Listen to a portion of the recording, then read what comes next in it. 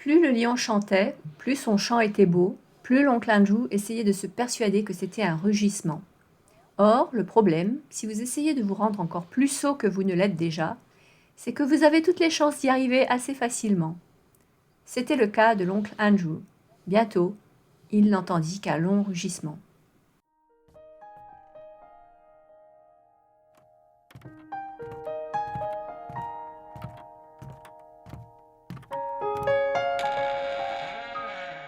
Bienvenue derrière la porte de l'armoire, le podcast où on vous emmène à la recherche des sens cachés dans les histoires de mondes imaginaires créées par C.S. Lewis, l'auteur des célèbres chroniques de Narnia.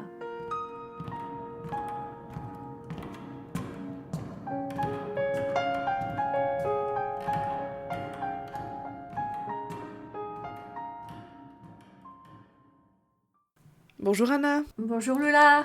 La dernière fois, nous nous sommes laissés à Narnia, alors que le monde était en train d'être créé. Des animaux avaient été choisis par Aslan pour avoir un rôle particulier. Polly, Diggory, le cocher, étaient tout à fait sensibles à ce beau spectacle. Et évidemment, Jadis et l'oncle Andrew étaient beaucoup moins réceptifs. Et c'est là que nous nous retrouvons au chapitre 10, la première histoire drôle. À l'invitation d'Aslan, toutes sortes d'êtres tels que des nains, des faunes, des dryades, des naïades se joignent aux animaux parlants. Fraise, le cheval londonien, fait aussi partie de ceux à qui Aslan a accordé le don de la parole. Aslan les encourage à prendre soin de ce nouveau monde et les prévient que le mal s'y est déjà introduit. Les animaux ne comprennent pas bien ce qu'il veut dire et se demandent ce que peut bien être un Nal. L'ambiance est à la joie et ils découvrent que la capacité à faire de l'humour vient avec la parole.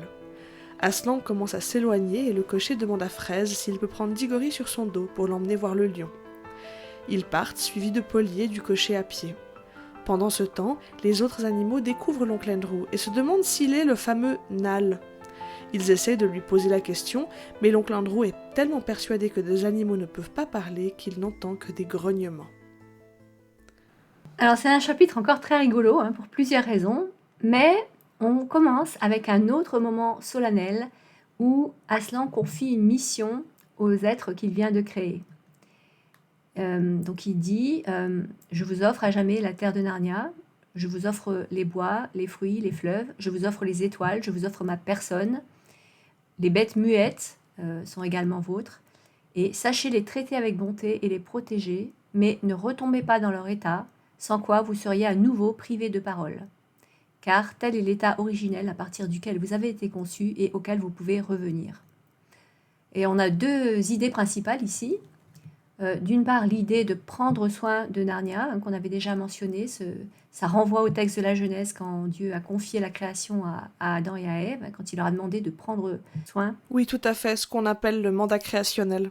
Voilà, c'est ça. Et donc là, on a un vocabulaire un peu similaire quand il dit je vous donne, et il y a l'idée de responsabilité et de prendre soin. Alors dans le texte de la Genèse, on a un terme qui est souvent choqué, qui est le terme dominer. Un Dieu demande de dominer la création, la terre.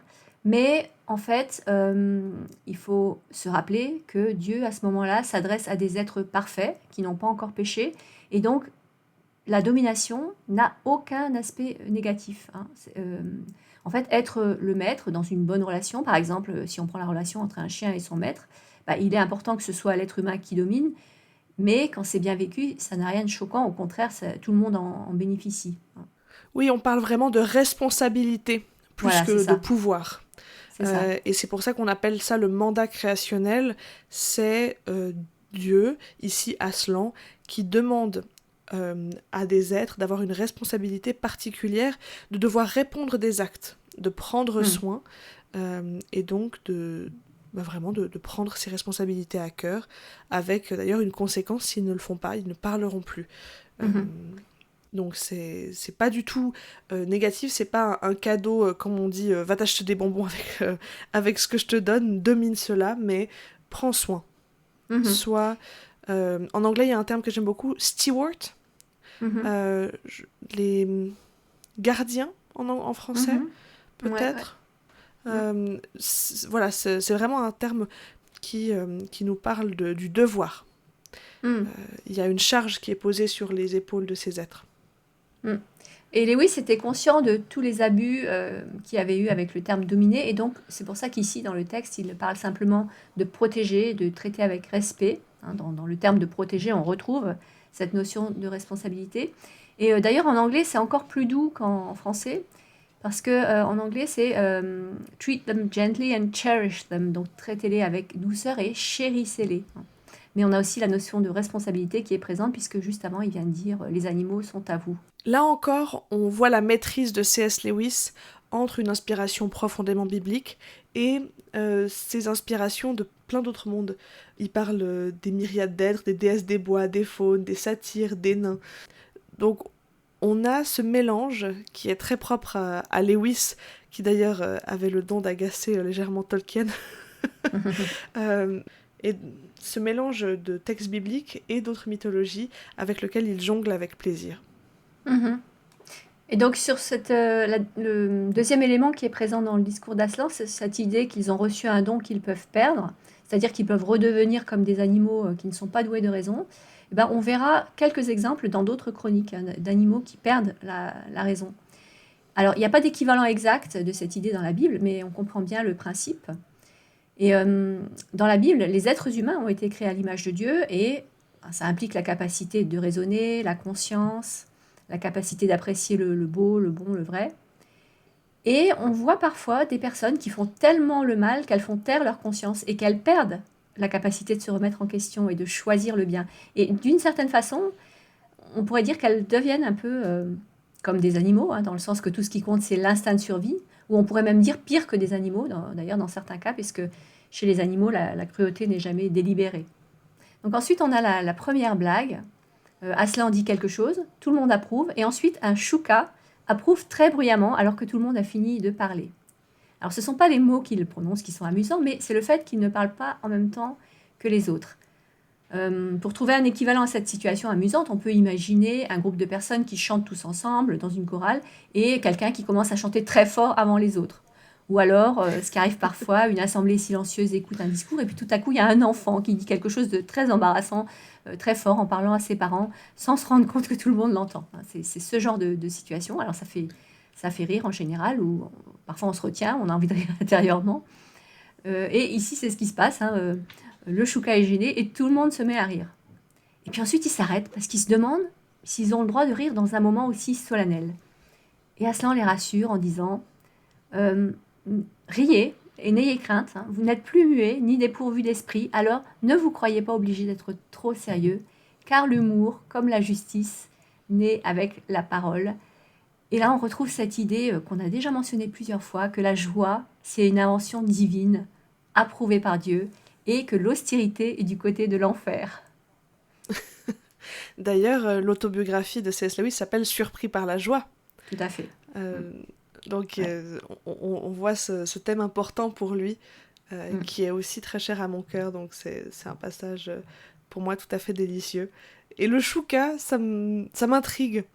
Est-ce qu'il y a une signification de cet oiseau? Parce que, je t'avoue, quand je l'ai lu, le chouka, j'ai dû aller sur Google pour savoir exactement à quoi ça ressemblait.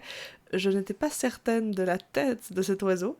Euh, Est-ce que ça veut dire quelque chose ou pas du tout? En anglais, c'est Jackdaw, c'est ça? Ouais, c'est ça. Mm. Est-ce que tu penses que c'est un lien avec son surnom qui s'appelle Jack, peut-être? Ou pas du tout? Je sais pas. Enfin, en tout cas, ce qui est sûr, c'est qu'il a essayé de choisir plein d'animaux. On y reviendra tout à l'heure, hein, d'ailleurs. Il a essayé de choisir plein d'animaux, dont des animaux un peu originaux, hein, comme des phacochères, etc. Donc, voilà, c'était plutôt. Moi, j'avais l'idée qu'en fait, il essayait de vraiment montrer toute la richesse de la création, hein, en prenant pas simplement des animaux très, très familiers qu'on a l'habitude de voir, mais un peu tout le monde. C'était comme ça que je l'avais compris, moi. Alors, parmi les inspirations qu'on peut peut-être voir ici, on a déjà dit que Lewis aimait beaucoup la Divine Comédie de Dante. Et on peut peut-être voir une allusion ici à la Divine Comédie, ou en tout cas on trouve une idée similaire. Dans la troisième partie de la Divine Comédie, le Paradis, au chant 28, Dante parcourt le paradis en compagnie de Béatrice, qui lui sert de guide, et il rencontre à un moment Saint Grégoire le Grand. Alors, Saint Grégoire le Grand, c'était un père de l'Église et un pape au VIe siècle. donc un homme très important dans l'Église.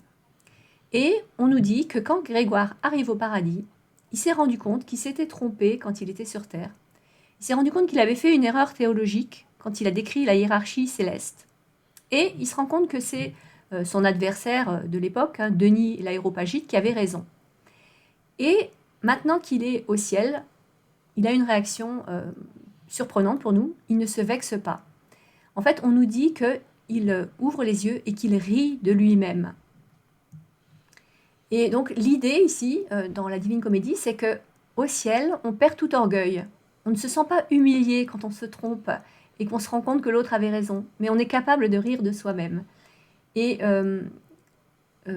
c'est un peu ce qui se passe ici avec le Chouka et avec tout le groupe d'animaux ici. En fait, le Chouka est capable de rire de lui-même et il n'y a pas d'humiliation, hein, c'est juste de la joie. Je trouve ça très beau. C'est très touchant et même Aslan le taquine.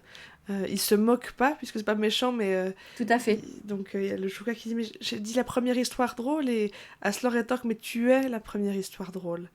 Et ça les fait tous beaucoup rire. tout à fait. Le Chouka ne se vexe pas du tout. C'est un moment touchant, très bon enfant. Donc ensuite, Aslan les prévient qu'il faut penser à la sécurité de Narnia parce que le mal y est déjà entré. Et donc ils forment un conseil avec un petit groupe d'animaux.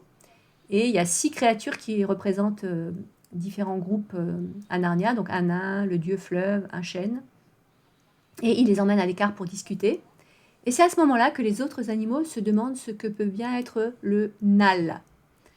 Donc en anglais, c'est le Nivon. Alors on ne peut pas traduire littéralement, hein, mais là, je trouve que la traduction française est plutôt bien trouvée. Hein, on critique souvent la traduction. Moi, personnellement, Là, on est d'accord. voilà, hein, sur cette fois, je trouve que c'est plutôt bien trouvé. Et c'est logique qu'ils ne savent pas ce que c'est le Nal.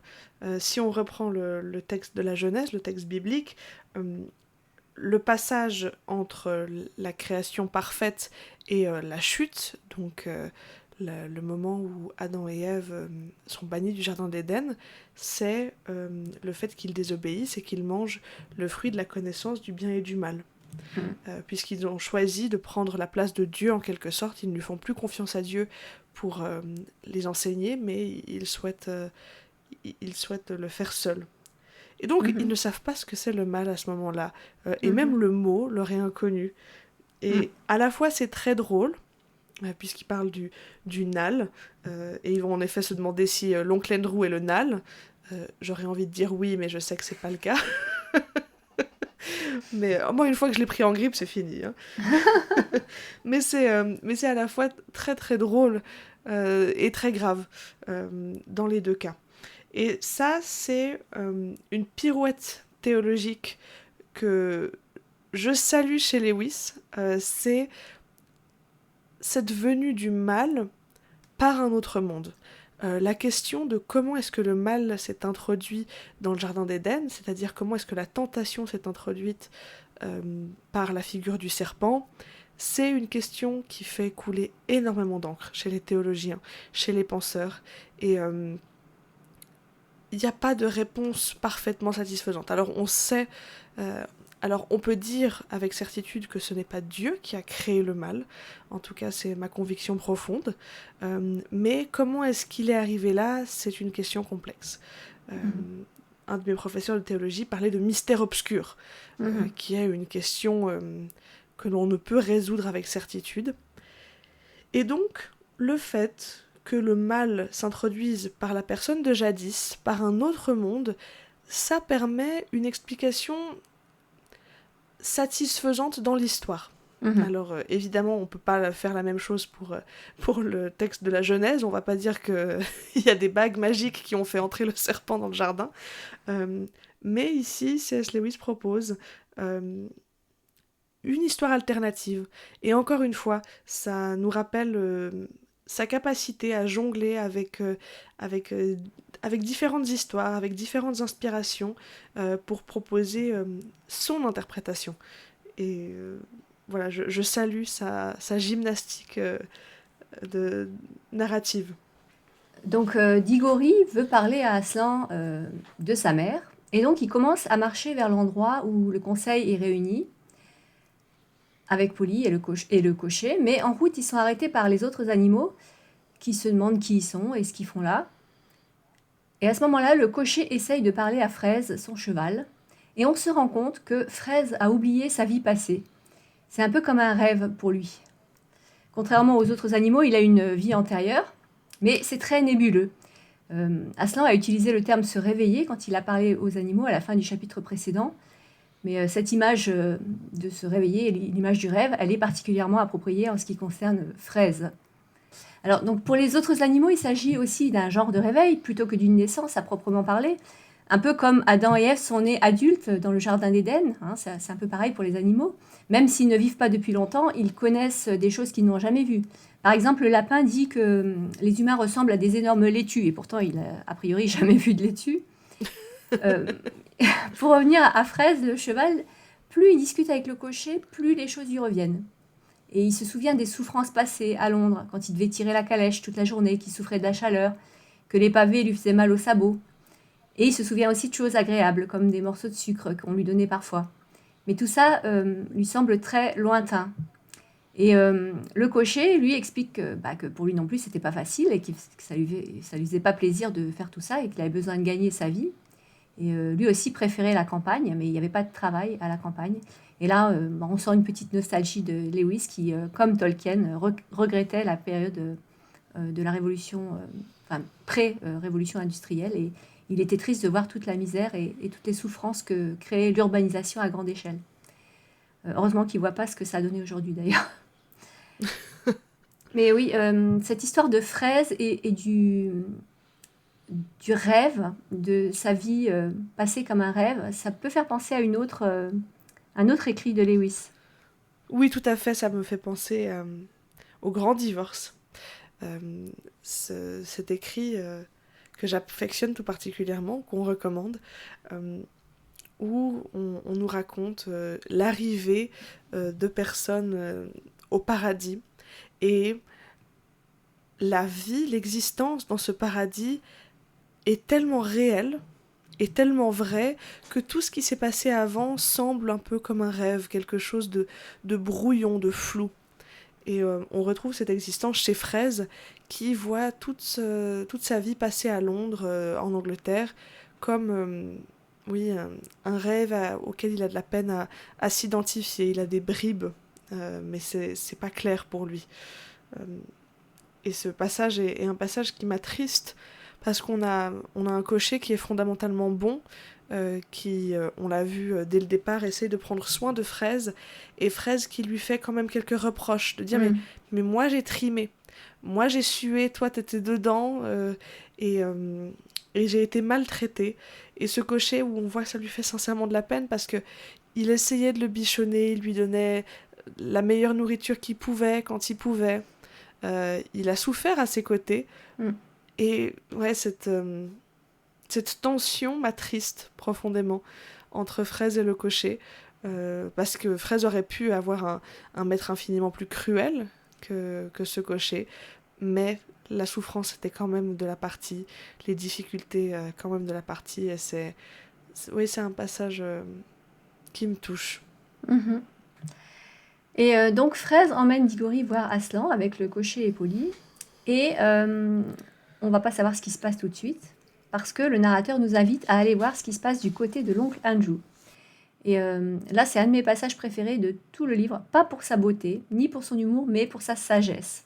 Bon, bien qu'il y ait aussi un tout petit peu d'humour. Et le narrateur dit, à présent, il nous faut revenir un peu en arrière et décrire toute cette scène du point de vue de l'oncle Andrew, qui ne voyait pas tout à fait les choses comme les enfants et le cocher. En effet, ce que vous voyez et entendez dépend non seulement de l'endroit où vous êtes, mais du genre de personne que vous êtes. Déjà, lorsque les bêtes s'étaient mises à parler, ils n'avaient rien compris. Et cela pour une raison assez intéressante. Dès le début, il savait que la note qu'il entendait était un chant, mais un chant qu'il n'appréciait pas du tout, car ça le faisait penser et ressentir des choses qu'il n'avait pas envie de penser ou de ressentir. Quand il avait vu que c'était un lion qui chantait, il avait essayé de se persuader que ce n'était pas un véritable chant, mais un simple rugissement, comme un lion dans un zoo. « Il ne peut pas chanter, pensait-il. Ça doit être moi qui me fais des illusions. Je me suis laissé impressionner. A-t-on jamais entendu parler d'un lion qui chante ? Et ensuite, on a cette citation qu'on a lue tout au début, où en fait, plus le chant est beau, moins l'oncle Andrew est capable de l'entendre. Et c'est l'idée que quand on essaye de se rendre plus stupide qu'on ne l'est, on y arrive. Et ça, c'est une idée qui est très très présente chez Lewis, hein, l'idée d'une spirale descendante vers le mal. Plus on fait le mal, plus ça devient difficile de faire marche arrière. Et il utilise souvent l'idée du langage qui devient inintelligible pour l'illustrer. On a une scène, par exemple, qui est très similaire dans le premier volume de la trilogie cosmique. Alors, ça se passe sur Mars. Et le personnage qui représente l'oncle Andrew dans cette scène-là s'appelle Weston. C'est un scientifique qui s'appelle Weston. Et les animaux, ce sont les habitants de Mars. Et il y a beaucoup de similitudes entre les deux récits. Alors, cette idée que moins on veut comprendre, moins on comprend, c'est aussi quelque chose qu'on trouve dans les évangiles. Par exemple, lorsque un certain nombre de personnes ne veulent pas croire au miracle de Jésus, et plus le miracle est grand, moins ils y croient. Et je dirais que les deux exemples les plus flagrants sont la résurrection de Lazare et la résurrection de Jésus. Hein, deux résurrections.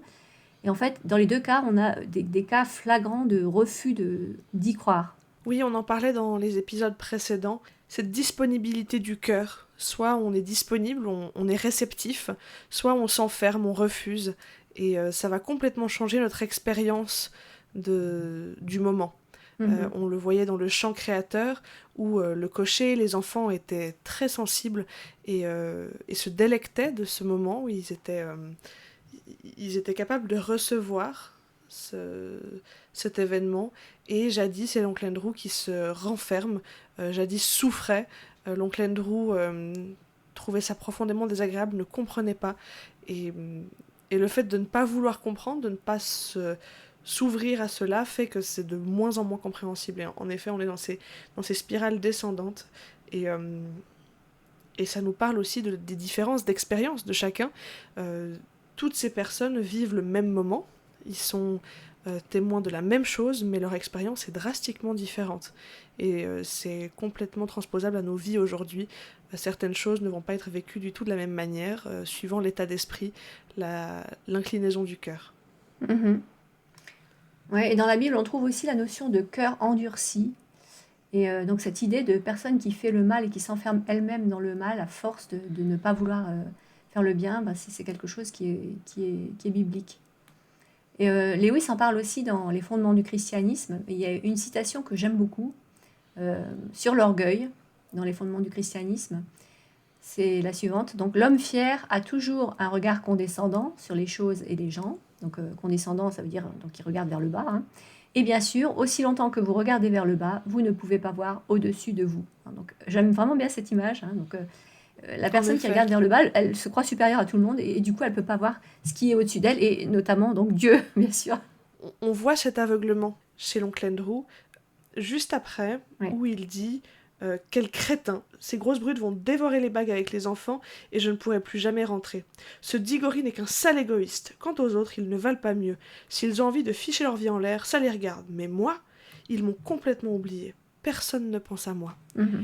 Et on voit cet aveuglement tellement opaque de la part de l'oncle Andrew qui dit mais ils vont déjà les animaux ne sont pas du tout en train d'essayer de manger les enfants, mais c'est lui qui l'interprète comme ça avec ses œillères. Mm-hmm. Mais lui, il pense pas du tout à son neveu, à ses enfants qui devraient être sous sa responsabilité.